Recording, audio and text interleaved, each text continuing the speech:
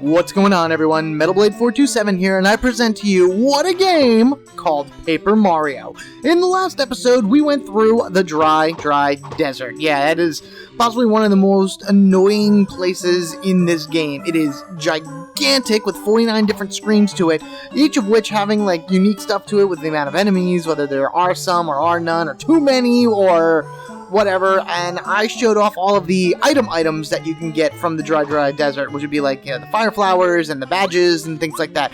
Otherwise, there's a lot of coins in it. As you can see by my coin count, I have quite a lot of them right now. Going to be spending a few here and there in Dry Outpost, but definitely recommend you running around and collecting the coins because there are very important things to pick up here. Also, I recommend going down to the oasis and picking up a lemon. You're going to need the lemon.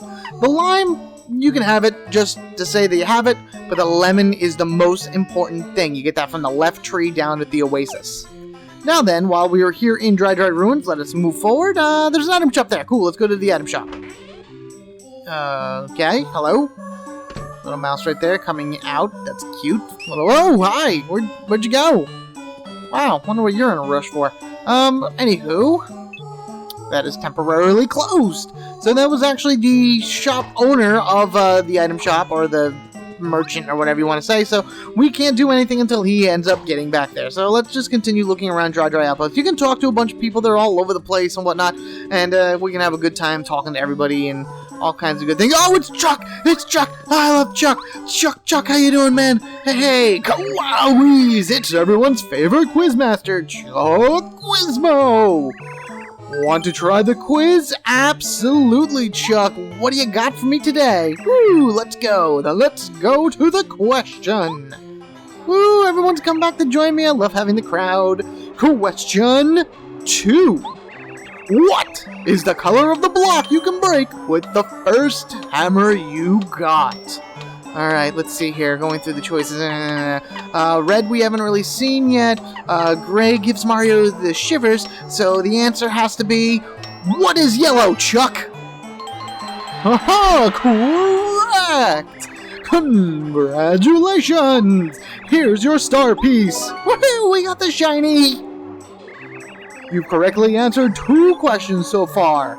Good luck next time! Well, so long, farewell, till we meet again! Bye, Chuck! I miss you already. I want more star pieces. Alright, so, little point right there. Always gotta look for Chuck. Chuck will be appearing in all the major towns, and he's more of a random appearance. You have to, leave completely and then come back in order for him to reset, but there's a little trick that I'll use later in order to make him appear a lot more often in different areas. Anywho, before continuing forward, you do have a mushroom house right here if you want to heal up, which I may do that at some point, but not yet. You want to come back here. There's all of these blocks and whatnot, but you can actually jump over them. You can actually see a little bit of a mouse's head back here. And this mouse talks to you about this Myrrh that happens to be set up shop back here. Hello, welcome, how are you? Feeling jolly? Feeling blue? I'm Merlee, you see, that's me, a cuter gal you'll never see. I do magic, but not for free. Your luck has steered you well, for I'm a master of the spell. When my spell upon you glows, you might get lucky, but who knows? Do you dare to take a chance? Want to watch my cards dance? Wow, I feel like dancing right there to that little limerick that she was doing. Their little rhyming scheme right here is actually something you absolutely want to do, so let's say yes. Oh, how lovely, very good. Pick just one for now, if you would, heart. I'd pay as much as I could. So basically what she's going to do is she is going to put a spell on Mario, and depending on how much you give her determines how often the spell activates. And what this spell does, is during battle, randomly during battle, mind you, there's no real way of manipulating this, Merlee will appear, and she will double Mario's defense, double Mario's attack, double Mario's star points, which is absolutely amazing, double Mario's coins earned at the end of the battle. They're all positive things that she does to Mario randomly during battle. And depending on which one you pick, determines how often she comes up and does her little magic-y thingy. So I absolutely recommend the special course. Plus I think there's an added bonus to doing the special course anyway. Well, we're ready, tally-ho, and here we go! I love this animation too. This is so cool. This is another one of those uses of paper that is very rare in this game. Pop, pop, pop on the cards. A little bit of a folding action, and shebang! Love it. Awesome. I think you'll find this power might get your foes to cower. It will light your darkest hour. Even should you meet a beast, do not fare, not in the least. My spell makes a famine feast. See you then. Please come again. Goodbye, my friend. Alright, so that's pretty much it. That's all you gotta do, nothing else. I'm pretty sure if you even talk to her, she just says, how are things going? Can we do this, or... Oh, I bet I can do it again. Alright, whatever. Whatever, I was able to, I didn't know that I could do that, actually. Basically, what you want to do is her spell does not last the entire game. It has a set duration that it'll go through, a certain amount of battles and whatnot. So every so often, once the spell has run its course and whatnot, you want to come back here and re-put it on from Merlee. There's an easy way of getting here rather than walking through the entire dry desert, and that will be shown actually at the end of this episode. So keep that in mind, and just keep an eye on whenever you see Merlee come and leave, because you'll actually get a message that says the spell has expired and all that other good stuff. Moving along. Here's our Purple Mouse friend who's ran away really fast. We cannot catch up. Oh, and he's continuing to run that way. But you know what? Before I try to catch Mr. Purple Mouse, he was talking to somebody right here. This green mouse in a cloak. Someone who gives things is nice. Yes, very nice. Nice guys get told nice stuff. So, the only way for this mouse to talk to you is for you to give him things. Now, the way that the game wants you to play this is they want you to give him lots of things. I think you have to give him like 3 or 4 things for him to be able to ask you a question. So that means you gotta go to the item shop and you gotta buy items and you gotta come back to him and you gotta give until you're able to ask him questions. And ultimately the question that you're going to want to ask him is what his favorite food is. His favorite food, as an answer, is lemon. So to bypass all of that annoying giving and buying and back and forthness, just give him the lemon right off the hop. That's why I told you this is very important to have in your inventory. So here you go, buddy. Oh, heavenly, a lemon. The nicest of nice things. You have proven you're a nice guy by giving me my favorite thing. And since you're so nice, yes, I'll tell you something really nice. So before you give him the lemon, these options would probably be the only thing opened up.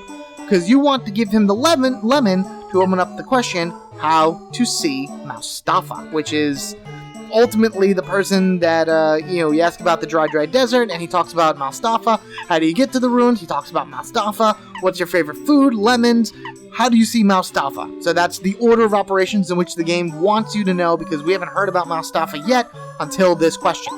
To find Mr. Mustafa, go to the shop in this town. First, buy a dried shroom, then buy a dusty hammer. You must buy them in the correct order. Yes, remember, dried shroom first, and then dusty hammer. This is a secret sign known to those loyal to Mustafa. If you buy these things in the correct order, the owner of the shop will let you see Mr. Mustafa. Remember, you must not buy them in the incorrect order. If you still seek knowledge, you must give me something more. Yes, you understand? That is all I needed, so that's enough. I don't need you anymore. Well, goodbye. And as we walk away, I wish you luck in finding Mr. Mustafa. Nice guy. Alright, thank you, Mr. Green Mouse guy in a cloak thingy. Weird. So, we need to go back to the item shop, and as he said, we need to buy things in a certain order. Yes, Mr. Purple Mouse, we saw that you ran this way. Good for you. Let us go on in. And we have a whole bunch of different items here, most of which are crap, but we are going to buy a dried shroom, as he said, followed by a dusty hammer. And by doing this, the shop owner is all like, what ho! Buying a dusty hammer after a dried shroom is a secret sign that only friends of Mr. Mustafa know. That means you're in with Mustafa. Hey, brother, good to meet you. Have any questions you need answered? Well, yeah, I'd like to go find this Mustafa dude. You want to see Mr. Mustafa? He's usually up on the highest part of Dry Outpost. Just keep going up, my man. And that's it. That's all he tells you. We need to go as high as we possibly can in Dry Outpost in order to meet Moustafa. I'm actually going to buy a dried pasta right now. They don't do really much of anything, as you can see right here. They just give me 3 HP and 2 FP, but I'm pretty sure I need that for a tasty meal at some point. So let's jump into his options and let's check some items. The lime's going to go in there because I can use that for later. The dried fruit is going to go in there because I can use that for later. The Ultra Shroom absolutely goes in there. I love it so much, but that's not going to be until endgame usage. And let's throw... Did I not buy it? I thought I bought the pot. Oh, I did not have enough space because of the Dusty Hammer and Dried Shroom. Ah, you jerk. You know what I am going to do, though? Let's go here and let us sell... Now, the Dried Shroom and the Dusty Hammer cost you 4 coins apiece, and then you can sell them back for 2 in total, so you're really only losing 2 coins in that entire quest thing that the game makes you do. Alright, that's good. Thank you, thank you, thank you. Give me my pasta. Good, and now I would absolutely love to be able to put that into... No! Check. Dried pasta. Everything else can stay in my inventory, and I'll deal with it as I move along. Now then, with our information in head, we are able to move this way, and we need to get to the highest possible points in Dry Outpost that we can. And in order to do that, we can go into the door that Moustafa was standing in front of. There's nothing here, because you can see the camera doesn't shift at all, but there's a secret door! Oh, these secret doors! Always gotta watch out for them. Hop, hop, hop, hop! And up here, we discover another letter. This one belonging to the traveling nomad mouse on the road. I pointed him out in the last episode. We will deliver to him this to him in this episode. Now you're going to come over here, you're going to see a gap. We can actually make this jump, no problem. That's why I did not have Paracarry out. And in here we have the green mouse with the cloak on him. Okay, hello? Oh, Mr. Moustafa? Yo, buddy, do you need another lemon? Because I don't have one on me. Hey, nice guy, we meet again. I'm glad you found me. Haha, I'm a nudist. Haha, jump. Look at me, I am Moustafa. I am the one you've been seeking all this time. Shocker, I know, right? Whoever thought that would be the case? When I am out and about in Dry Outpost, I use the name Sheik. It is a very good name. It is an original name. Not really. I kind of know somebody in another plane of existence with that name.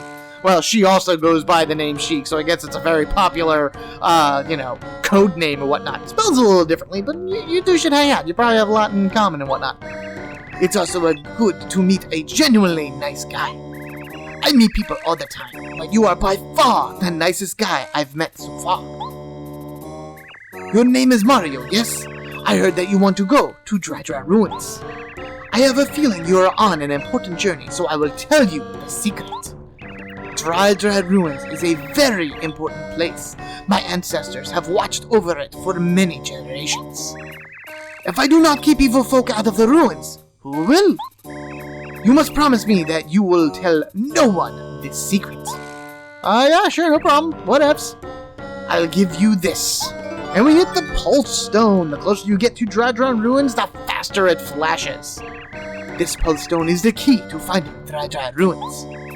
Take it to the desert, yes? The Pulse Stone will flash above your head as you get close to the ruins. The closer you get to the ruins, the faster the Pulse Stone will flash.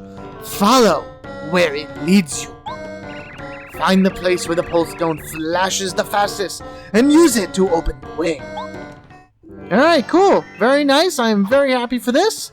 Let us move along, because we have the key item that we need in order to find the Dry Ruins, which is a place where the Star Spirit is held. Mind you, curiosity point, how did Bowser put the star in there? If Moustafa has been guarding the location to the Dry Ruins for generations, how did Bowser find out where the location is and put his minion in there in order to hold the Star Spirit hostage? And once you actually see where Dry Ruins is, you'd be like, how the hell did he do that? Then again, how the hell did he put his entire castle below Peach's without anybody noticing either? He's a man of many talents. I'm sorry, a king of many talents. I was going to say like turtle or something like that. No, he's king of many talents. Anywho, here is Mr. Traveling Nomad Mouse, as I pointed out before. We do have the letter for him, so let us talk to him. Yes, that's right. Apparently his name is Traveling Nomad Mouse. It's on the return address. So here you go, a letter to the Traveling Nomad Mouse. Good for him. Another letter delivery. Wait, speaking as if it was a Madam Mouse, sorry. Postman job never done. Good for you, Parakarry. Now the Madam Mouse is talking. A letter for me? From Mustafa? I've heard the name, but I can't remember who he is. Anyway, thank you for delivering it. I'm surprised that you found me way out here. It's extremely hot traveling in the desert, so take care. Oh yeah, take this as my thanks. Don't hesitate, please take it. I will absolutely take your shiny, Mr. Nomad Mouse. Wait and, take some weight out of your pockets and whatnot. Anywho, I am extremely close to another level. So what I'm going to do is I'm going to hike around the desert for a little bit, and I am going to get to the point of getting ready to level up, in which case, after I level up, we will then head to Dry Ruin. So give me a moment.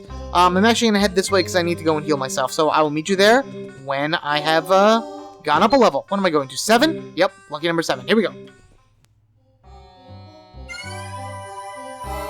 Oh, check it out. It's our first spell effect. Increases the amount of coins received from the end of the battle. Holy crap, look at all the coins! Yes, so sometimes this spell can actually pay for itself. Isn't that awesome?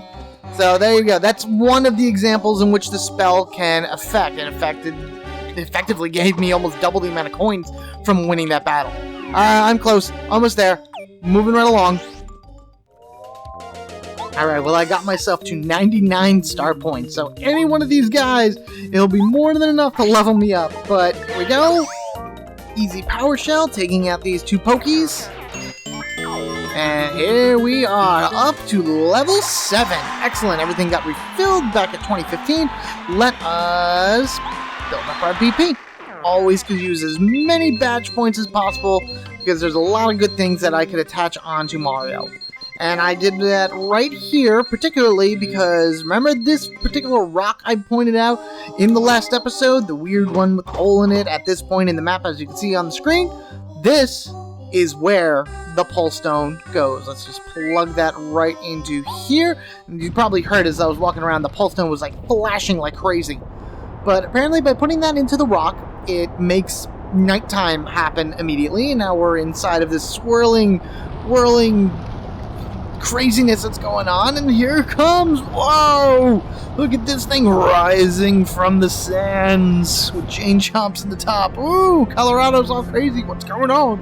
What's going on, Boy George? Or by whatever. What did they say? I don't know. Doesn't matter. So there it is. Dry Ruins has risen from the sands. Up goes the ladder, or the stairwell, or whatever you want to call it. And there we are. Excellent. Ooh, listen to that. And by listen to that, I mean hear nothing. There's no music here. Very, very creepy. Goombario, come here, my friend. We're going to go over this way. We are going to heal up. And we are going to take a walk inside. I didn't know why I did that. I just leveled up. I was already at full. So let us take a walk inside the Dry Ruins. I'm the huge, scary Tutankoopa, remorseless king of the desert. Who dares set foot in this, my palace of the sands? Speak and be known. Be gone from this place now, or disaster will befall you. So if somebody's telling you to leave, we go forward. Save point right there, which I will be using momentarily, but what I am going to do for the remainder of this is I'm going to go through first this section. Yeah! New enemy, ahoy! These guys, very weird looking Pokies. They are actually called Poke Mummies. Very interesting. Poke Mummies are Pokies that dried out and became mummies that went to live in the ruins. Max HP 4, attack power 2, defense 0, pretty much the exact same as all the other Pokies. Careful, they have spikes on their heads. Trust me, it will hurt if you jump on them. The mummification also made them poisonous. If you get poisoned when they attack you, you'll take damage for a while. what do you say we beat them before they can poison us? So yeah, they have the ability to poison Mario, which is not a very good thing. Just like in any RPG, as the battle continues on, Mario will take damage continuously. However, if you manage to block it by, ducking down inside of Mario's hammer, that should prevent you from getting poisoned. So if you're good at the action command in terms of defense-wise, then these Pokies should not be that difficult. Definitely Cooper is your best friend here because he can do a standard attack on them and, not have to worry about taking any damage. Bombette works as well because her special will be able to blow them up, and Parakarry's special can blow them up as well, but Cooper's the only one who has a standard attack that will hurt them, so I would advise having him in your party for the majority of this dungeon as well. Just like it was in the last one, actually. So now that mummified Pokey came out of that sarcophagus right there. I think we have a few more that we have to deal with. Yep, there's one there with something behind him. Hold on. So what happened to be behind that mummified Pokey that he was guarding? The Spiked Shield Badge lets Mario jump on a spiked enemy without taking damage, which is very helpful, especially for those that like to jump. There it is, Spike Shield. So we are going to throw that on because I do have the extra BP. And, I don't know, I may flip around some stuff and everything. There are certain things that I'm going to take off the hammer throw. And I am going to put on damage dodge, just to hope maybe reduce my damage that I take a little bit better. I'm getting a little bit better at the action command as time goes on, but these passive abilities really do make a difference.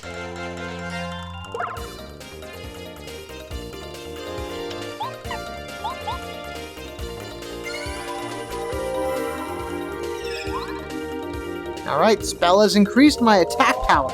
Awesome, let's see how much this does. Boom! 5 damage! Okay, that more than doubles it, actually, so good for me on that point. So that's another example on what the spell does for Mario. And again, it's all random. You have no choice about when it activates and when it doesn't activate. You know a great time for it to activate? During a boss battle, whether it be increasing defense, increasing attack, or doubling your star points at the end of it. That's awesome to me, if it happens during a boss battle. We have a locked door here, so why don't we head down this way? As you can see, it's a key. Woo! Got it! The ruined key opens a locked door in Dry Ruins, and this is kind of the example of what a lot of the puzzles are going to be like. Back and forth type deal, you're going to go in here, we're going to use the key to crack open this door. In we go, and there's a switch that once we step on it, must open some type of latch or something like that, and all the sand in this room quickly drains out to the room below us where the key was. And that actually enables us to get around. You can't fall through the hole. On paper, you'd think that I'd be able to fall through a hole that all that sand went through, but no, that doesn't work that way. Game logic, how that works. But now we can actually use this to crawl across the sand into the next room and continue on with Dry Ruins. But I am going to wait until the next episode to do that. So I'm going to head back over here to the save point, and we are going to call it right there.